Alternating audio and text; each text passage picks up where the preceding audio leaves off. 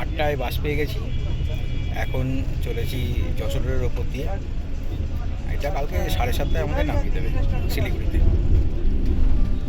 হ্যাঁ বন্ধুরা, আমরা চলেছি শিলিগুড়ি, আর এয়ারপোর্ট থেকে 8টায় বাস ধরে আমরা প্রায় 10:30টায় পৌঁছে গেলাম কৃষ্ণনগর।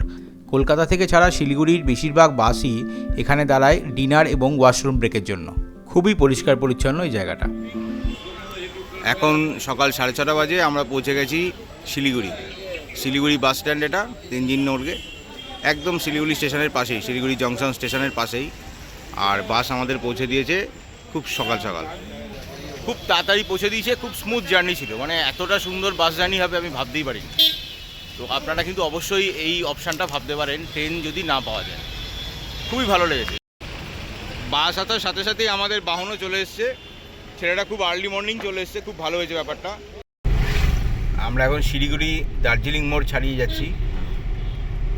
অনেক সকাল, এত সকাল এখনও কুয়াশা কাটেনি। খুব সকাল সকালই আমরা পৌঁছে গেছি শিলিগুড়ি। আমরা এখন যাত্রা শুরু করেছি মিরিকের উদ্দেশ্যে। মাঝে কোনো একটা জায়গায় আমরা হল্ট দিয়ে একটু ফ্রেশ হয়ে নেবো, ব্রেকফাস্টও করে নেবো। সেই অনুযায়ী ড্রাইভার দাদাকে বলেও দিলাম, দেখি কতক্ষণ লাগে। আমরা এখন চলেছি শুকনার রাস্তা দিয়ে, পাশ দিয়ে টয় ট্রেনের লাইন চলে গেছে।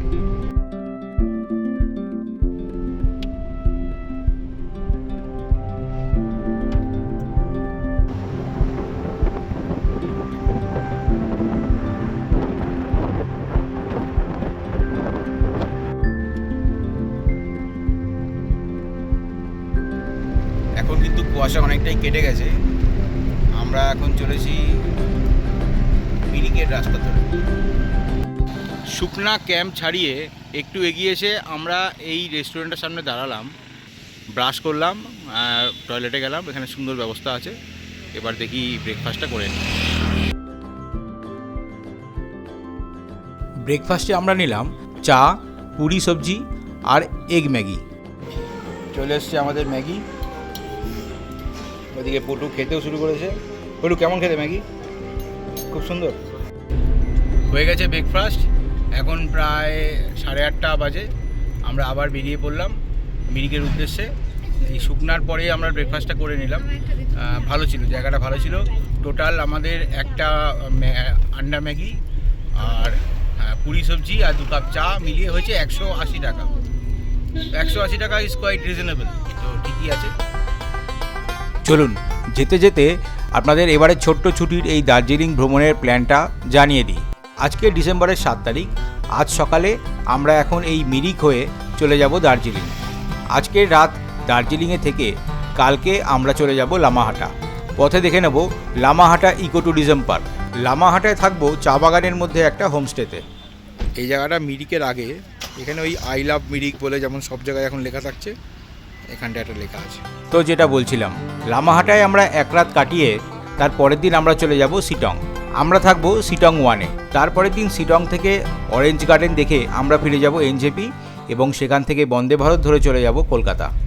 চলে এসেছি আমরা মিরিক সিটিতে। এর পাশ দিয়েই ঝিলটা দেখা যাচ্ছে, মিরিক যে লেক, এই সেই মিরিক লেক। আমরা পার্কিং করবো, তারপর মিরিক লেকে যাবো।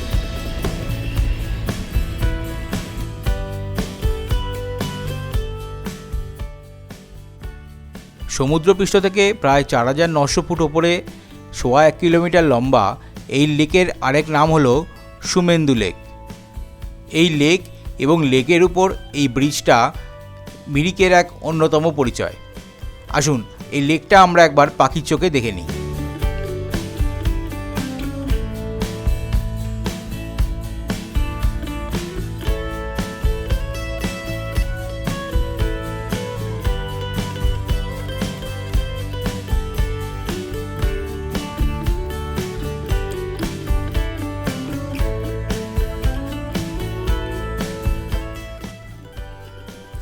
যদিও মিরিক বাজারটা এই লেকের থেকে আরেকটু এগিয়ে গিয়ে, কিন্তু এই লেকের পাড়েও রয়েছে অনেক খাবার দোকান এবং হোটেল।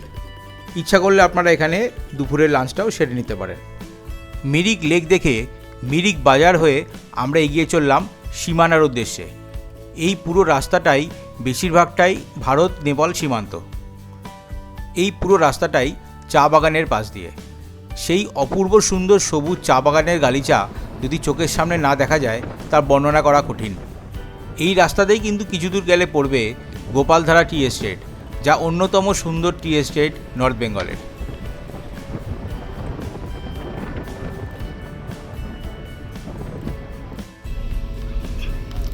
এই দিকের এই বাড়িঘরগুলো সব নেপাল, আর আমরা এখন চলেছি ইন্ডিয়ার দিকের রাস্তা দিয়ে। এই রাস্তাটাই অ্যাকচুয়ালি প্রায় বর্ডার। আমরা সীমানার কাছে, সীমানা বলে একটা জায়গা, চলে এসেছি সীমানা। এই সীমানা হচ্ছে নেপাল আর ইন্ডিয়া বর্ডার। আর এখান থেকে এই গেটটা দিয়ে ঢুকলেই পশুপতি মার্কেট। ওখানে দেখবেন লেখা আছে ওয়ে টু পশুপতি মার্কেট। সীমানা চেকপোস্টে পরিচয়পত্র দেখিয়ে আমরা তিনজনই ঢুকে পড়লাম নেপালের মধ্যে। আমরা কিন্তু এখন আছি নেপালের দিকে। এটা পশুপতি নগর বলে একটা জায়গা। এখান থেকে প্রায় 2 কিলোমিটার হলো পশুপতি মার্কেট, সুতরাং একটা গাড়ি নিতে হবে আমাদের। নেপালে ঢুকে পশুপতি মার্কেটের এই পশুপতি নগর, এটা অ্যাকচুয়ালি এই যে চেকপোস্টটা, এখান থেকে আমরা একটা 300 টাকা দিয়ে গাড়ি করলাম। পশুপতি মার্কেট আর পশুপতি মন্দির ঘোরাবে। তো বললো বেশি এখানে 1.5 কিলোমিটার নিচে ওরা ওয়েট করবে, আর এই গাড়িতেই আবার ফিরবো। টোটাল সব যাওয়া আসা মিলিয়ে 300 টাকা। Temple taxi drop area. এখান থেকে এই সিঁড়ি দিয়ে উঠতে হবে পশুপতি টেম্পল। এই পশুপতি টেম্পল থেকে এসে এখান থেকেই পশুপতি মার্কেট শুরু হয়েছে। এই নিচে যাবে, ওই ট্যাক্সিটা আমাদের ছেড়ে চলে গেল, ওই নিচে দাঁড়াবে। বললো হয় এটাতে আসতে, নয় অন্য ট্যাক্সিতেও আসতে, ওই একই ফেয়ার লাগবে ওর মধ্যেই। এই পশুপতি মন্দিরের মধ্যেই একটা সাহিত্য বিষ্ণু মূর্তি রয়েছে। নেপালের পশুপতি মার্কেটে আমরা এসেছি। এখানে একটা দোকান ঘুরছি আর দেখে অবাক হয়ে যাচ্ছি। এরা বলছে এখানে জিএসটি নেই, ইম্পোর্ট হয় গভর্নমেন্ট থ্রু দিয়ে, তাই জন্য এরকম জিনিসের দাম কম।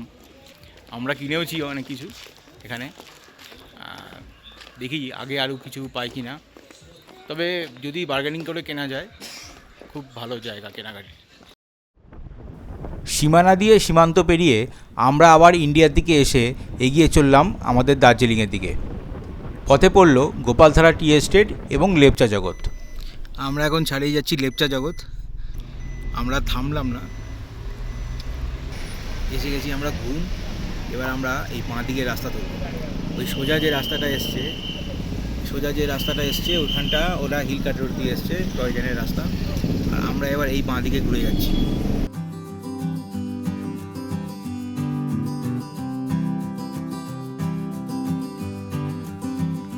ঘুম স্টেশন পেরিয়ে আস্তে আস্তে এগিয়ে চললাম ইট কাঠ পাথরের বাঙালির অতি আপন এক শৈল শহরের দিকে।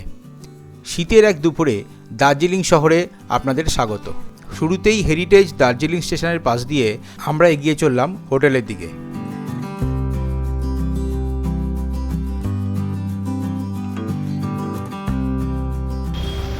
এখন বাজে পাক্কা 1:30।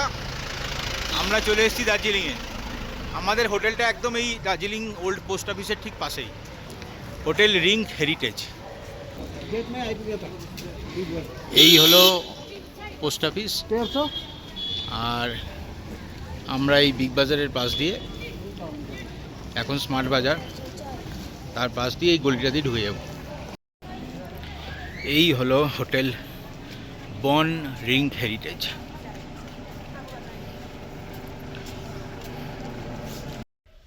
রুমটা কিন্তু প্রথম দেখাতেই খুব ভালো লেগে গেছে। একদম এই যে জানলাটা, এটা হচ্ছে কাঞ্চনজঙ্ঘা ভিউ। আর যদিও আজকে কুয়াশা দেখা যাচ্ছে না, কিন্তু যেদিনকে পরিষ্কার থাকবে এখান থেকে সোজা কাঞ্চনজঙ্ঘা মানে রেঞ্জটা দেখা যাবে। এই হলো ওয়াশরুম, বেশ পরিষ্কার পরিচ্ছন্ন, উপরে গিজার চলছে। পটু, তাহলে রুমটা কেমন লাগলো? খুব সুন্দর, ভালো লেগেছে? এইটা একটা ব্যালকনিও আছে। পুরো দার্জিলিংয়ে যেই রাস্তা দিয়ে আমরা এলাম সেটাও দেখা যাচ্ছে। চলে এসেছি আমরা লাঞ্চ করতে। এটা হোটেল রিং হেরিটেজের ডাইনিং রুম, ওয়াশ বেসিনের ব্যবস্থাও আছে, সুন্দর পরিষ্কার পরিচ্ছন্ন।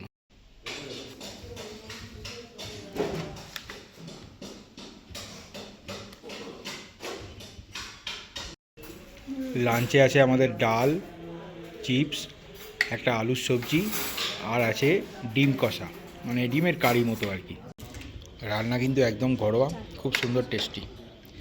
এখন বাজে 3:15, বেরিয়ে পড়েছি স্টেশনের উদ্দেশ্যে। আমাদের জয় রাইড বুক করা আছে, তো 3:45-এ জয় রাইড, একটু তাড়াতাড়ি যেতে হবে, লেট হয়ে গেছে। এই ইন্ডিয়ান রেড ক্রস সোসাইটির পাশ দিয়ে এই যে রাস্তাটা নেমে গেছে, এখান দিয়ে গেলেই সোজা স্টেশন। পরের পার্টে আসবে জয় রাইডের সেই মজার ঘটনা। তাছাড়াও দার্জিলিং থেকে লামাহাটা যাওয়া এবং চা বাগানের মধ্যে লামাহাটার হোমস্টেতে থাকার অনন্য অভিজ্ঞতার গল্প নিয়ে আসছি পরের পর্বে। দেখতে থাকুন বং ট্রাভেলনামা।